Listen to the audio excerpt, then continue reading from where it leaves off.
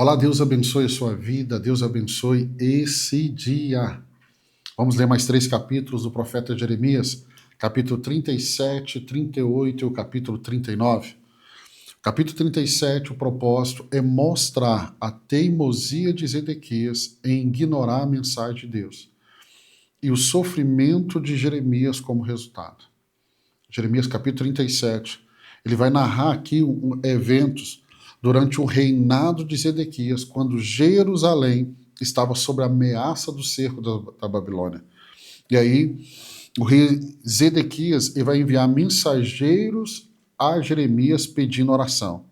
Mas Deus responde que os babilônios voltarão e destruirão Jerusalém, apesar da retirada temporária devido ao avanço do exército egípcio. Então, Babilônia está cercando Jerusalém, mas como o Egito está avançando, eles têm que deixar Jerusalém de lado por enquanto para impedir o avanço do Egito. E aí, vamos ver o verso 11 até o verso 15. Jeremias ele tenta sair de Jerusalém para ir para a terra de Benjamim. Mas aí ele vai ser preso por ser falsamente acusado de desertar para os caldeus. Então nós vemos aqui no capítulo 37 essa prisão do profeta Jeremias, e aí Jeremias é colocado na casa do cárcere, onde ele vai sofrer privações, e aí o rei Zedequias, com medo do que poderia acontecer, secretamente, ele busca uma palavra de Deus por meio de Jeremias. E aí Jeremias vai reafirmar a mensagem de destruição iminente, mas pede para não ser enviado de volta à prisão, resultando em sua transferência para o pátio da guarda, onde ele vai receber o melhor tratamento. Eu gosto muito do capítulo 37 porque Jeremias é preso injustamente, o rei vai até ele quando ele está preso, ele está vivendo um tempo de privação difícil, e ele não negocia. Quando o rei pede uma palavra, ele sustenta o que ele falou. Ele não dá uma palavra para agradar o rei, para que o rei o tire da prisão. Ele sustenta. E aí nós vamos ver que esse é um apontamento bíblico. O Evangelho de João, capítulo 3, verso 20 e 21, Jesus fala sobre aqueles que praticam o mal, que evitam a luz, para que as suas obras não sejam expostas. Refletindo aqui a essa busca secreta do rei Zedequias por uma palavra de Deus. Ou seja, ele vai na calada, ele não quer que ninguém o veja. Nós vamos ver a Bíblia falando de líderes religiosos do tempo de Jesus que acreditaram na palavra de Jesus, mas com medo de serem expulsos, eles não se manifestaram. A Bíblia vai falar de líder religioso que buscou Jesus à noite, porque não queria ser visto. Eu quero te lembrar do que a Bíblia nos declara. Jesus diz assim, que aquele que tiver que envergonhar do nome dele, ele também não confessará o nome dessa pessoa diante dos anjos. Ou seja, nós não temos que ter vergonha do evangelho, pelo contrário, nós temos que ter muita alegria, orgulho de levantar a bandeira do evangelho, apesar das consequências que isso possa trazer. Vamos para o capítulo 38. Capítulo 38, o propósito é mostrar a persistência, a persistente resistência de Zedequias em ouvir a palavra de Deus. E aqui a coragem de Jeremias em proclamar a verdade, apesar do perigo. Então, capítulo 38 mostra ainda mais essa coragem de Jeremias. E aqui no capítulo 38 é o momento que ele vai ser confinado numa cisterna. O capítulo 38 descreve o desespero em Jerusalém à medida que o cerco dos babilônicos se intensifica.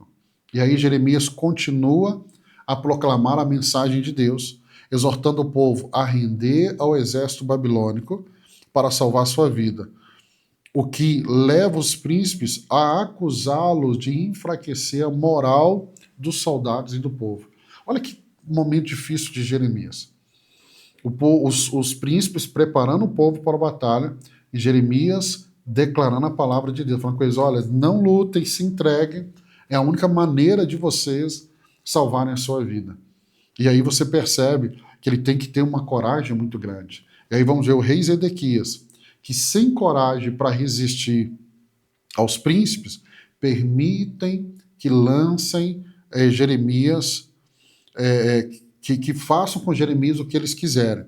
E ele é lançado numa cisterna, onde ele afunda na lama.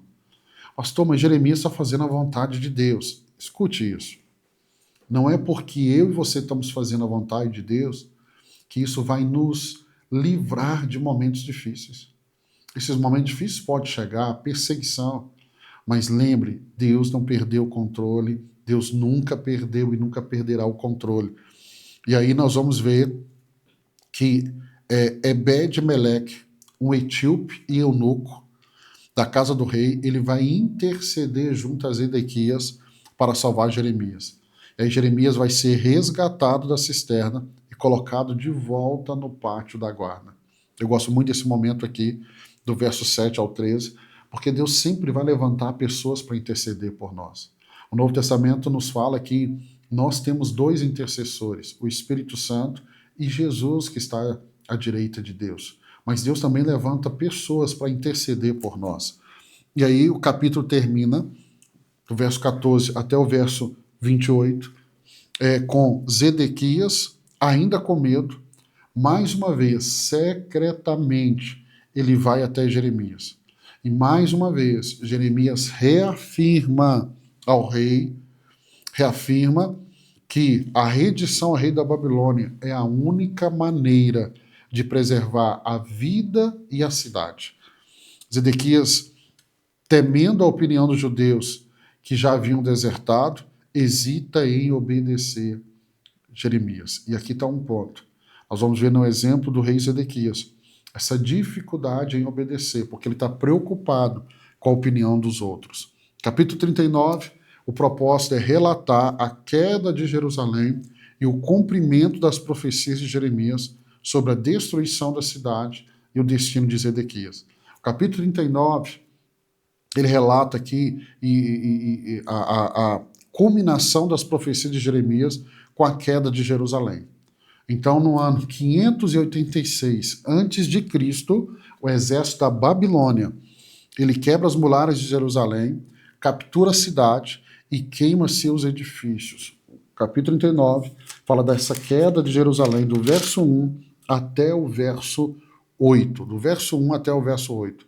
O rei Zedequias, ele tenta fugir, mas ele é capturado perto de Jericó e levado à presença de Nabucodonosor em Riblá, onde ele é forçado a assistir à execução de seus filhos antes de ser cegado e levado em correntes para a Babilônia.